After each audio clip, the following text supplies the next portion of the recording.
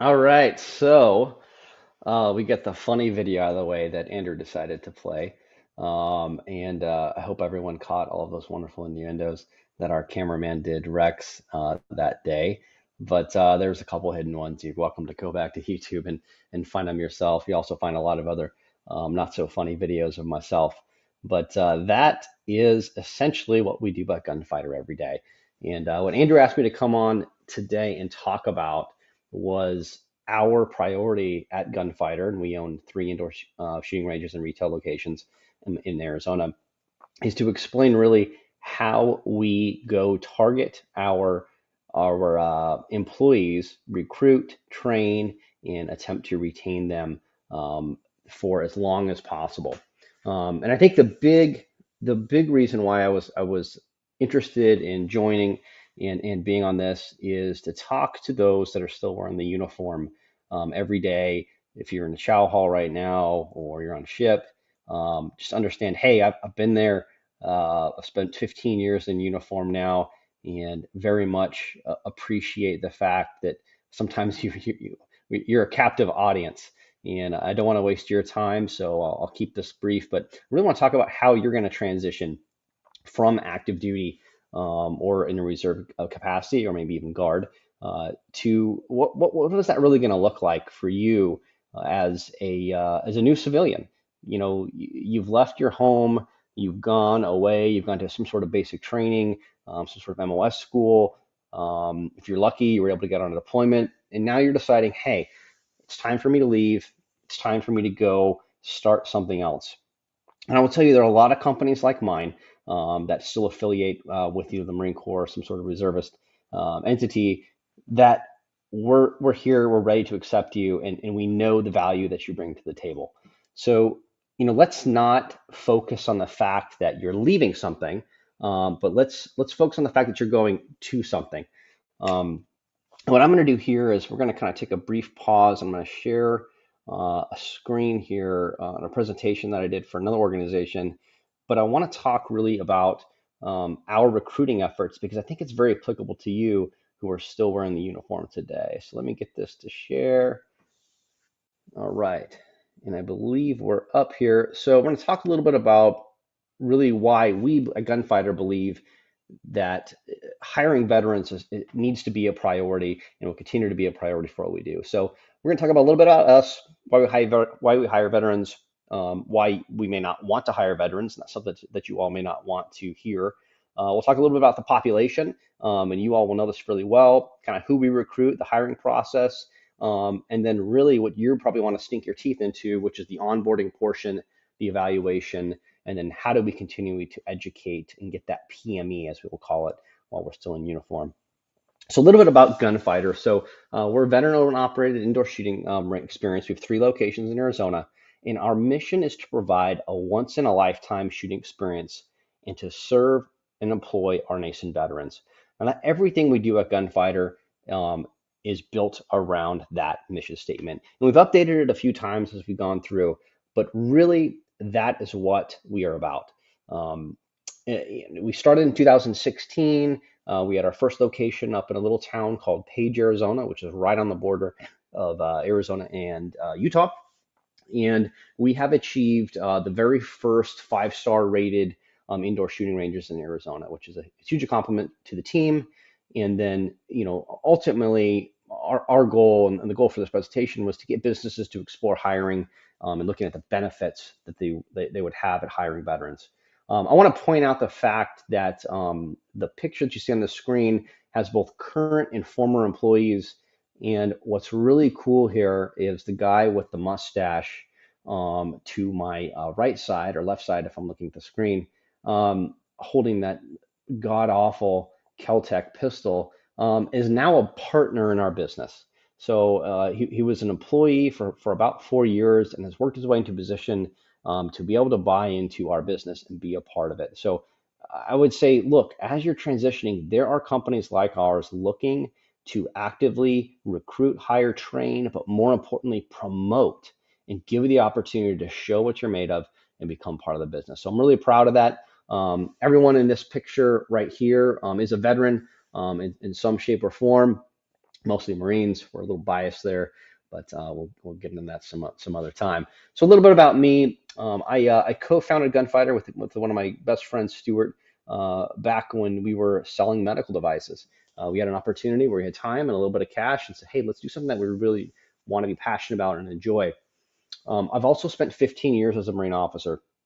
And of those 15 years, I've been an 1803 amphibious assault officer for the duration. I absolutely love my MOS and love the fact that I continue to be close to the warriors that are fighting, and create that green to blue connector when it comes to taking the fight to the enemy. So love the fact that I get to serve still in that capacity. I am currently serving as a battalion XO, as many of you know what that position is. So definitely a thankless and a job that never goes to sleep. But I love my job. I work for an incredible boss right now, great Lieutenant Colonel at 4th Assault Infantry Battalion. And I'll tell you what, it's like I said, it's all about the Marines that are standing around me in that photo. And I love to serve as much as I possibly can, both in and out of uniform. I also have an advertising. I was an advertising executive for numerous years for CBS Corporation, selling TV, radio, outdoor, digital. And I've developed campaigns for the likes of Ford, Spencer Warehouse, Disney, and a bunch of other big Fortune 500 companies. So that's a little bit about me. I want to jump into why it's so important for us to hire veterans. Let me roll over to the next slide. So, as everyone here that's sitting in front of their TV or their YouTube channel knows, there is a sense of core values that is shared amongst all the services, whether it's honor, respect, commitment, duty, integrity, courage, selfless service. These are core values that we find from the Coast Guard, all the way, to the 11 Bravos in the Army, and it's something that we can all identify with. So I think it's super important for us as we look for employees that we focus in on those commonalities and those core values. So what are some of these traits? So what I love about you all and all of us is, number one, the flexibility. When you go to your first interview, one of the first things you need to highlight is how incredibly flexible you are as a professional and as an individual. What does that mean? Well, you can explain that really well by saying, look, I left home. Let that sink in for a second. There are not a lot of individuals that live outside of 150 miles from where they were born. I don't know the exact percentages, but the vast majority of people do not spend their entire adult life with outside of 100 miles from where they're born. Every single person listening to this that's worn this uniform, has picked themselves up and they have moved away and left that core. Now, some of us have done it for different reasons than others. But that, in its very essence, and it'll be the first thing I talked about in the interview, sir, ma'am, I'm an extremely flexible person. So much so that I decided to put a uniform on and go sit in a squad bay with 60 of my soon-to-be best friends and do all the kind of fun stuff that you did to create your new self-identity. So flexibility, you need to focus in on that. You left your family, you left your friends, you completely altered your life's direction. And that was initiated by you. Now, we haven't forced folks that were part of a convict program since Vietnam to join. So I can safely say that everybody had a complete life alteration, not because the federal government told them to, but because you actually chose to. So that's a huge trait we like to highlight, and I think you need to do that as well. And then secondly, I would jump in and say, look, my call to service. I believe in a sense of duty that is indicative of my patriotism. And maybe there was some alternate motives on why you joined. Maybe you wanted the ability to pay for your education and get your undergraduate degree, or if you're an officer for your master's degree.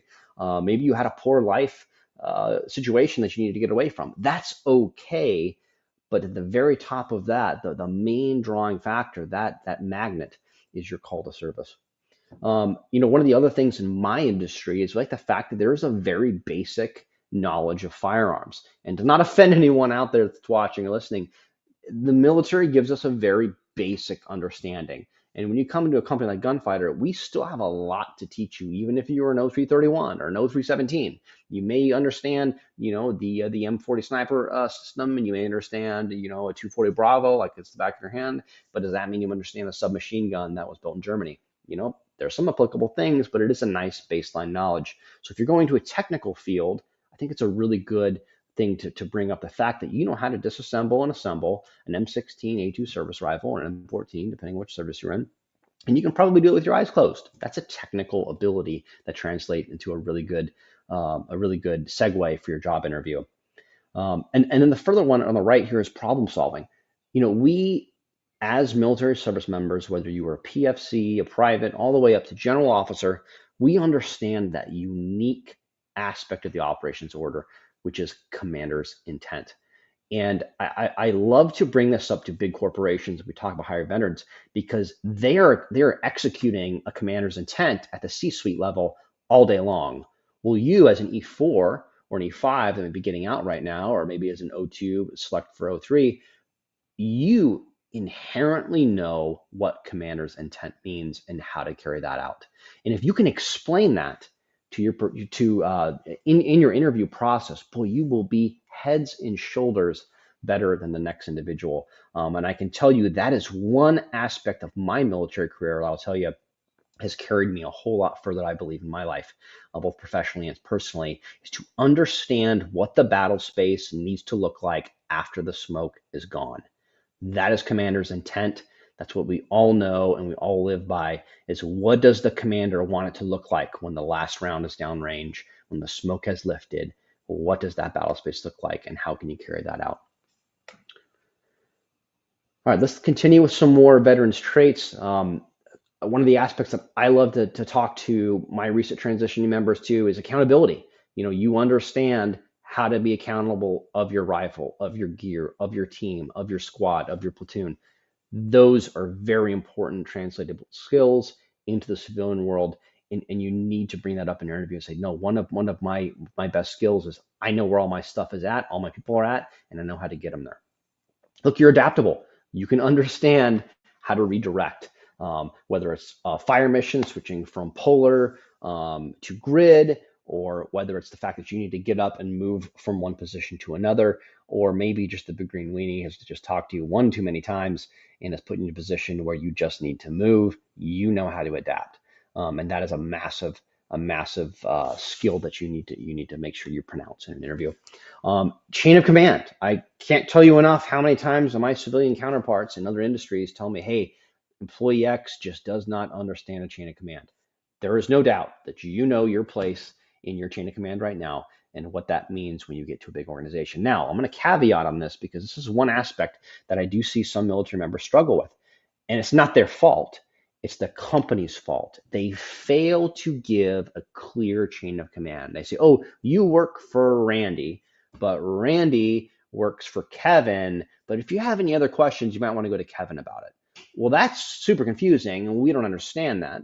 But we do understand the difference between a platoon sergeant and a platoon commander role, or a company first sergeant and a company commander role, and what that means and how to get a problem or issue up. But the chain of command is one thing that we don't harp on in the civilian world, that we just kind of figure out, but it's deeply ingrained in every person that runs in that realm. And then common courtesies. This is a really basic thing, but I love to point out to big Fortune 500 companies that, hey, being able to say yes sir, no sir, yes ma'am, no ma'am, maintain that positive eye contact, have a nice firm handshake, those common courtesies that are uniquely important to Marines, but also soldiers, airmen, and Coast Guard and sailors.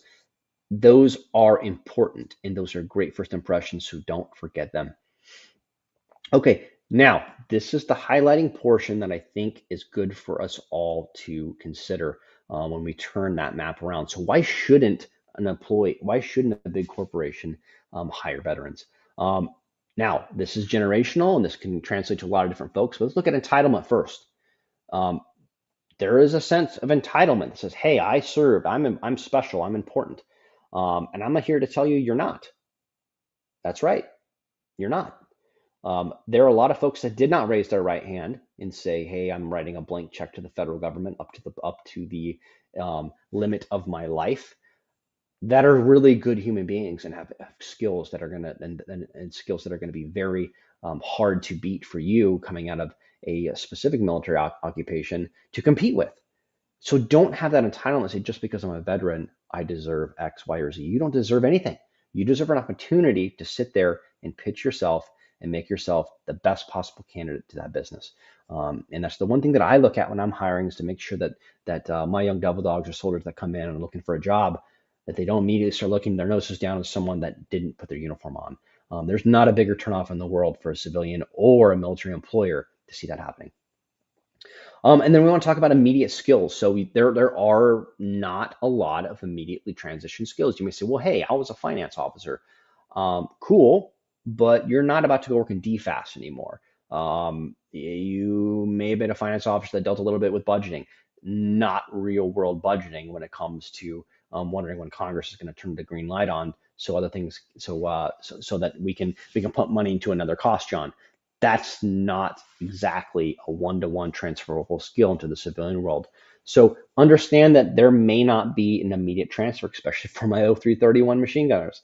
Not a lot of guys looking for 240 Bravo exports out there to go lay down some hate and discontent from a Humvee or an AAV or maybe a Bradley. So understand that there are some skills you're going to need to learn. All right, independence. Your ability to think outside of this big bureaucratic machine that you've been a part of for so long can be a difficult thing to transition from. I know that I struggled with it. I know a lot of folks that we work with, both in the uniform and out of the uniform at our organizations, they struggle with it too. But hey, you know what S1 means. Well, you might not quite know that that translates to HR at a big company and or another entity. So a pay issue may be related to HR, it may be related to your immediate supervisor. So those kind of things to be able to think outside the bureaucracy that you've been bred to do the last 4 years or 8 years or wherever you're at in your journey in the military, that is an important thing to consider to make sure you're not so reliant upon that system that it trips you up. All right, here's the one none of us like to talk about, but a loss of those core values we talked about. There are folks, and you know them, that have left the military with bad separations. They've been jaded. They've maybe been through a court martial or an NJP, or subject to a captain's mass. Uh, that is a tough thing to get over. But I'll tell you, if that's you, it's okay. I have hired and had really, really good employees that have had bad separations, not good reenlistment codes from the military, and it's okay. You can get through it. But understand that maybe one of those things is going to be asked of you. You just need to be honest and have a very good assessment on why that's not going to be applicable or how you have changed. And you absolutely can make a difference and move on from there. And then, hey, we talk a little bit about communication. Sometimes we get a little too acronym heavy, or we speak a little too quickly, as I do, and understand that not all audiences are subject to the military banter that we enjoy so much. So, hey, who are these folks? And I just want to let you know who you're kind of stacked up against. There are over 200,000 of you transitioning every year. That is a lot of folks entering the market. Now, does that mean that it's saturated? I hardly think so. So who are these folks? What are the big different categories we talk about for you all when it comes to getting out? So I like to break them up into four categories. Okay, number one, this is the majority of the folks that are probably watching today. If you're sitting in a lounge at a DFAC or a chow hall, you're probably in that first category. You're an 8-year enlistment with 4 years of active experience, and you're going to serve 4 more years in the IRR or some version of that. Or you may be a 6-year reservist and you've got 2 more years left in your contract, and you are about to separate completely, but you probably have a little bit of step up on your active duty brothers and sisters just because you're having to have that other job as you normally would as a reservist. The second category I look at may affect some of you right now, and I call it the major event separation. That means you're at a place where there is a huge issue. Maybe it's a divorce, maybe it's a marriage, maybe you've got some issues with your parents, maybe you've got an ill parent, but there's something that's forcing you out outside of that kind of 4 to 8 year mark. And then we look at medical retirees, and those ones can happen anywhere between 1 year and 19, but you're medically separated because of some reason. that is no longer makes you fit for duty, and that's well beyond my pay grade and certainly my skill set to say what or whom that is. But that is another aspect. And then I also like to look at retired separation. We all know that we get that retirement that I think it's called the J11, and you are able to retire awaiting orders, they say, because you're really not ever retired. You're still kind of on a list for a long, long time. But in that category, that's kind of the fourth category. Those guys have done 20 years or 18 and gotten out some special purpose, and they are solid and good to go there.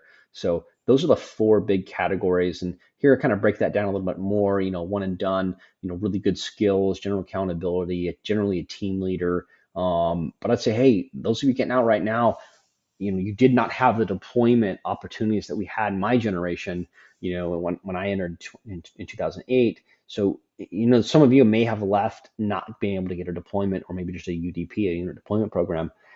And, that's kind of one of those things that is a little bit of a miss. But that's okay. We can move on from there. There's still other stuff we can do that's really cool. We talk about, hey, that second one, major life event. You probably got one deployment under your belt if you're sitting here at 8 years. You've got, you're a section level, maybe a platoon level leadership. You're super savvy with the bureaucracy. That would be that major life event separator. And the medical retiree, we all know who those are. They've generally been in, a little more than 8 years, and they're somewhere in that category that they've left because of a medical issue. And then our 20 plus dudes and gals that have left because they're in some sort of retirement. They've made it. They're getting that check from the government now for the rest of their lives, and they're looking for a new career. And I'll tell you, those that fit that category, you need to decide right now before you go on your first interviews or thinking about what you want to do. Are you really looking for a new career? Because I've had folks that are fit this category and they say they are, and then they get 3 or 4 months into a new job and they realize, you know what? I kind of just want to be retired. And there's nothing wrong with that. But if you can figure that out before you go spend a bunch of your time and the company's time, you go spend their time training, boy, it would be really nice to get ahead of that. So ask yourself, as a recently retired Marine, whether it's from the reserves or active duty, are you really looking for a new career, or are you just looking for kind of that really easy retirement job? So those are very, very, very different. All right, so when we're looking for folks, we generally go to one of these four companies. So if you are hot in the market, I want you to make sure that you're at a point where you are saying, "Hey, I don't want to look at Cameron Books. I want to look at Orion, or maybe Bradley Morris, or something like that." All right. And then here's some of the job posting sites that we use. I would say that of all of these, Indeed is number one. Certainly, you can use any of these other ones. LinkedIn is fantastic if you've got friends who can do recommendations for you. Vet Hire is another good one, but that's another opportunity for you. And then I love social media and being able to sit there and say, hey, let's have a real connection with someone before we bring them in for an interview.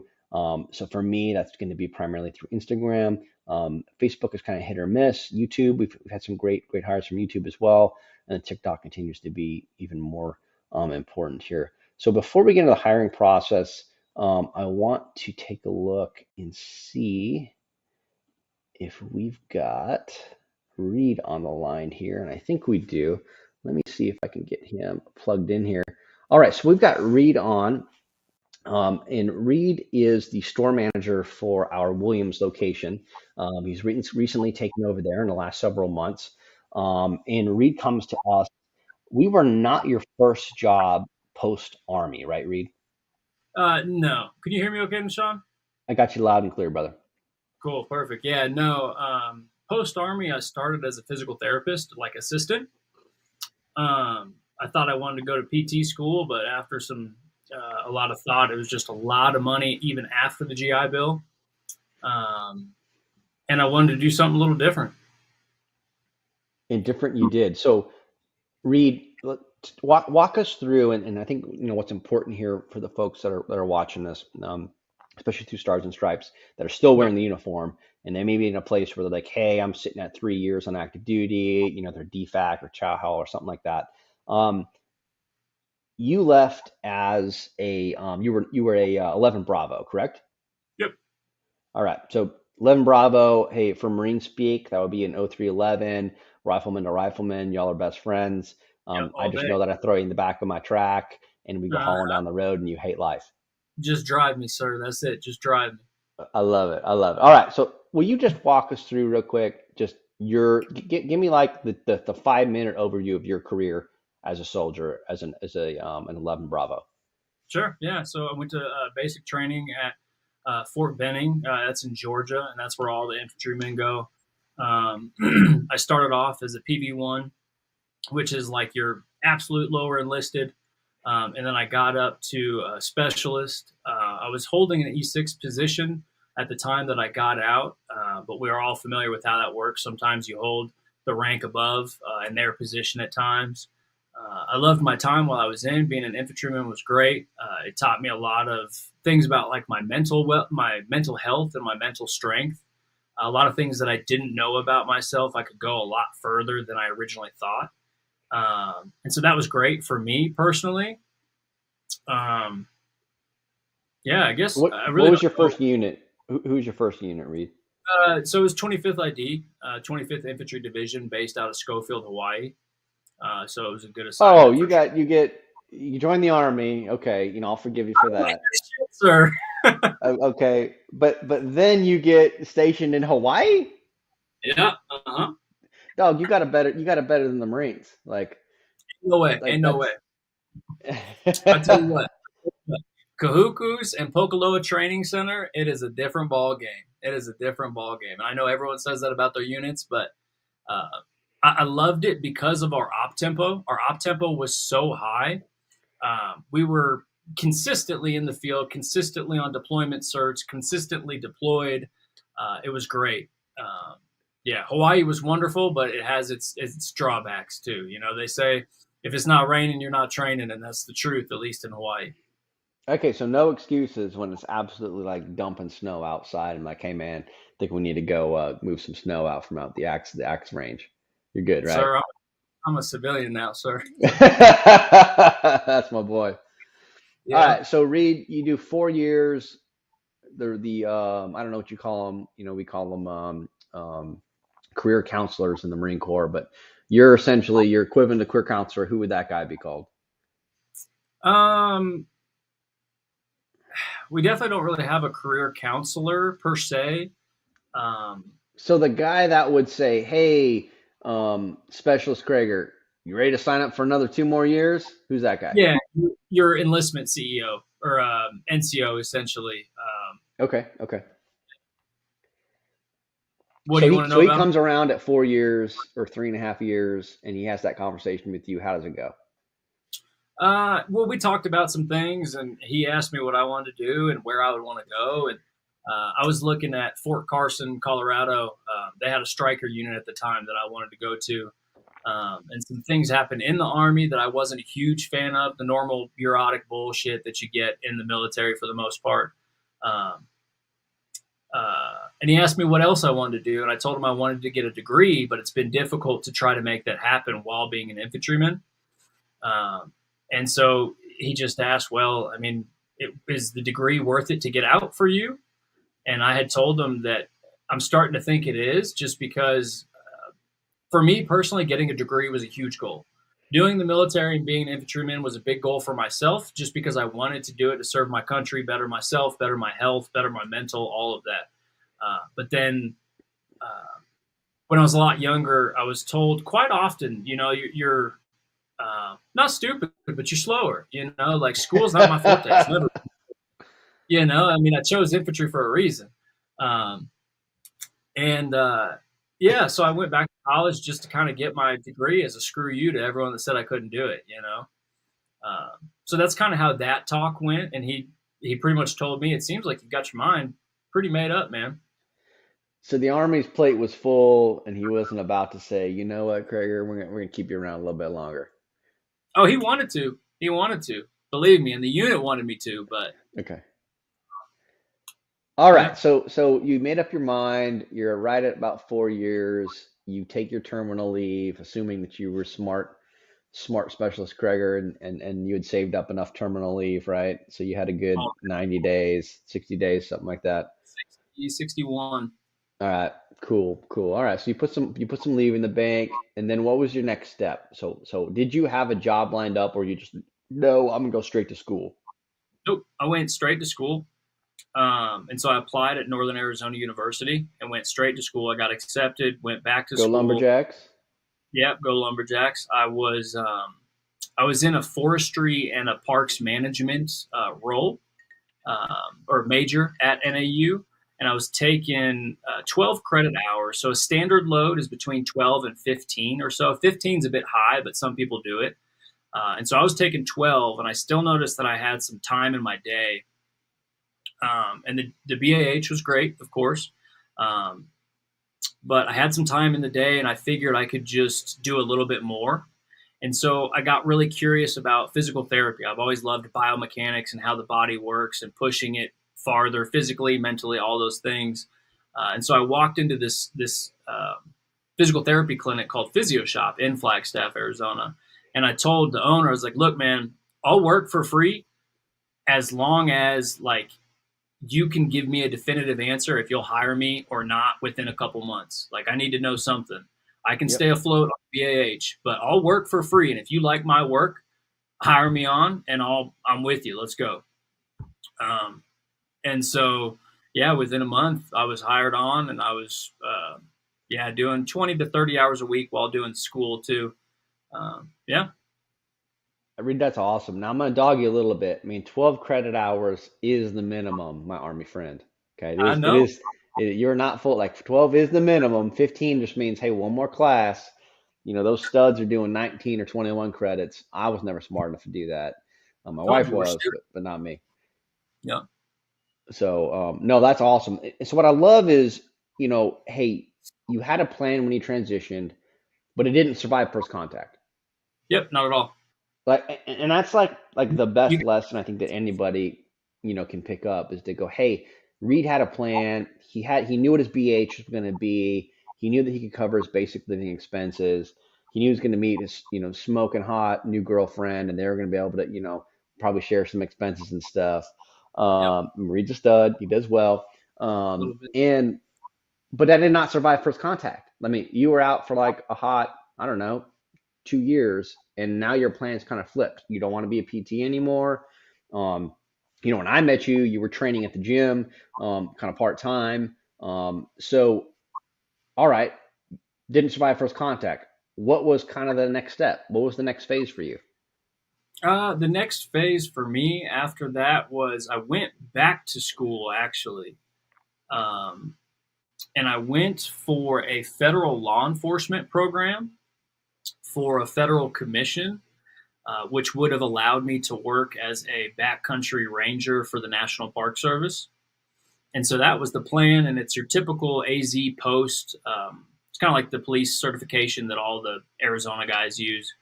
Um, so I did that, and it was about a 3 month course through the NAU program that National Park Service puts on. And then slowly, as I was going through that program, I just realized, like nothing against police, but there's some things that didn't resonate with me. And I just wasn't feeling being a police officer in the forest, essentially. Um, So and as, you weren't really passionate. So you kind of said, hey, I'm not really passionate about this. yeah, yeah. I mean, you got to try things. You got to try things. I tried PT, and PT, I still think it's great, but there were too many cons in comparison to the pros for me. Yep.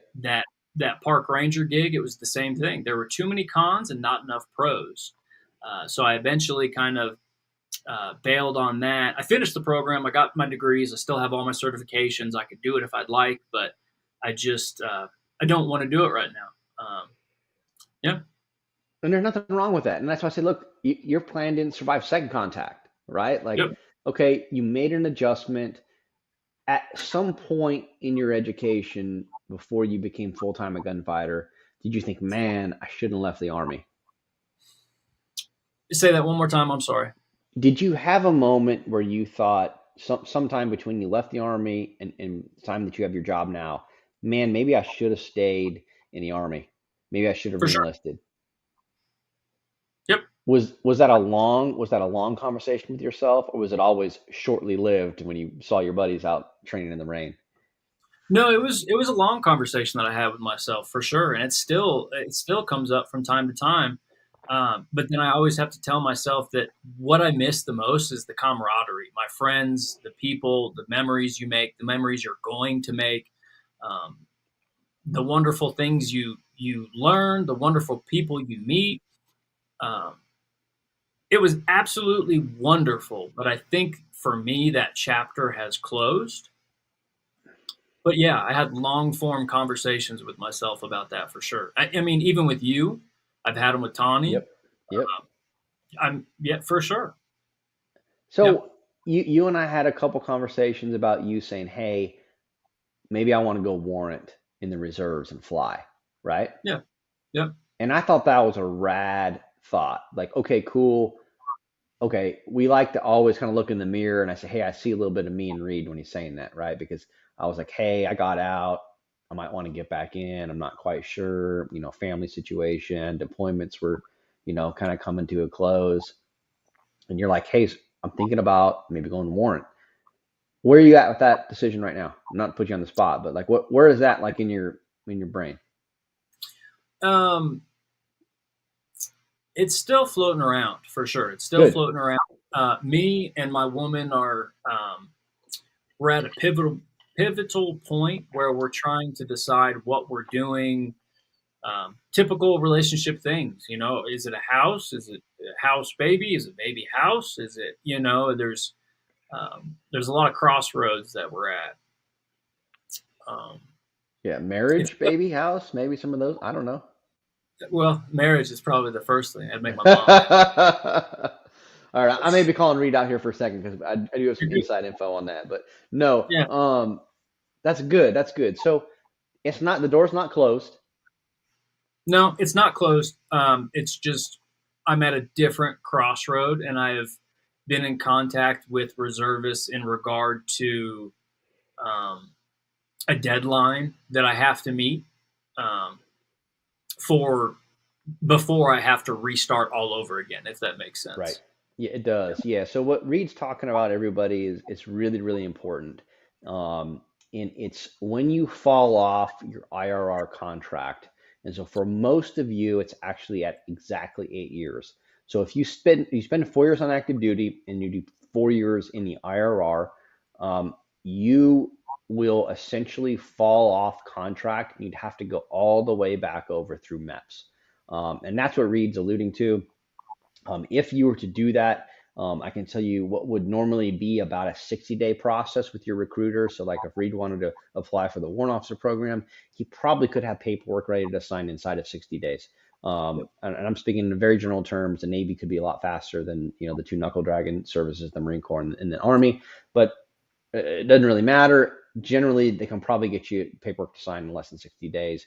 And something more complex like Reed's looking at too, which is going the warrant officer route. If you just wanted to go put your uniform back on, and get back in the fight within those 8 years, that's a super easy thing to do. They could probably have that done in 2 weeks. Like I'm talking pretty quick.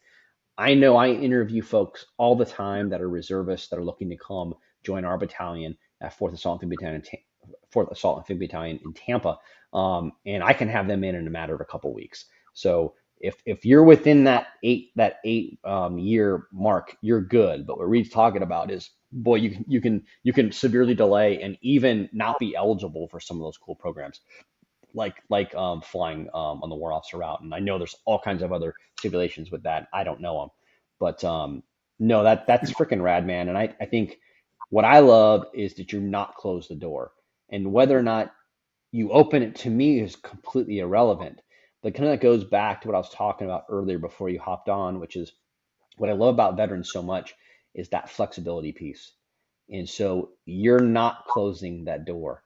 Um, Yep. and I would say for me, lived both the active duty life and the reserve life. I like to explain it one way, and that's reserve life is most of the good in a very, very little bit of part of the bad that you get. in our 0331s, 0311s, and 11 Bravos, they understand this so much. They to a much better degree than I even can.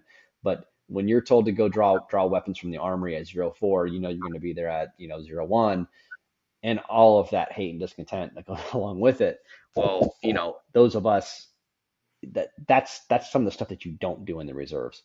So having to sit through massive classes that you do every single year, we just don't have time for that. So I would say I love that Reed says the door's not closed, it's not open right now. It's just there's an opportunity for him to say, you know what, maybe it is a good time for me to step back in.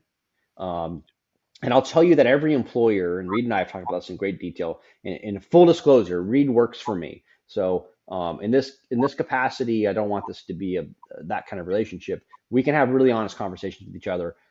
Reed calls me out on my bullshit, and I call him out on his bullshit. all the time. So it's a good mix. But I think that's really important. Now, Reed, at Gunfighter, particularly with us, how do you feel the reception is if you were to say, "Hey, I'm going to put the uniform back on part time"? How would that Oh, go? impeccable. I mean, that's the first word that pops to mind. When I even floated the idea to you, um, you were all about it. You said, "Let's do it. Let's figure it out. We'll either do it or we won't, but we'll figure it out. No problem." How would that feel for the dudes that you work with that never wore the uniform and would maybe be impacted by that decision negatively? How would that impact them negatively? Well, that decision is going to impact some people negatively regardless, right? Because there's going to be more work, there's going to be more scheduling's got to happen. Yep.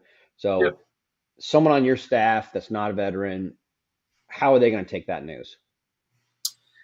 I like to think that we hire the types of people that, I mean, we're all, this is going to be stupid and sound like a promo, and I swear it's not, but we're all the type of people that I like to think of as like go getters, get it done, figure it out, adapt.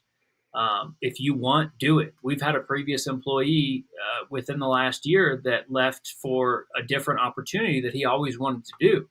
And we all, I'll speak from my experience. I said, go, like, enjoy yourself, do it. It's going to be more work. It's a new position for me, more work for others. But hey, I got mad respect for you. I love you. I know this is what you want to do. Go do it, man.